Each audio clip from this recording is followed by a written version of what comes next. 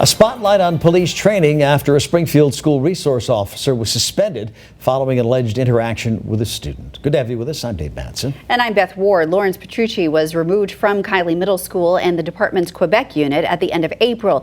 The incident has sparked a conversation on what kind of training school resource officers go through. Western Mass News reporter Caroline Powers spoke with a national organization. She's live outside Springfield Police Headquarters with the story. Caroline?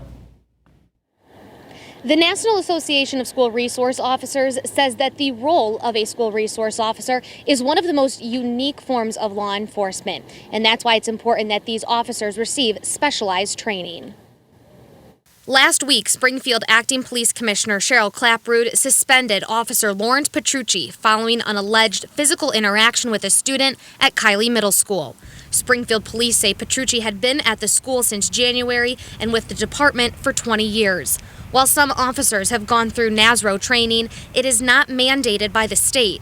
SRO tells Western Mass News from their records, Officer Petrucci has not completed their training. But our officers do go through various levels of training. Some have gone through SRO training. Others have done types of training such as de-escalation and active shooter training, which are all very important pieces when you're going to be putting someone in schools. When it comes to pairing a police officer with a school, Springfield Police and SRO say you have to be very selective. It can be quite a collision if it's not done properly.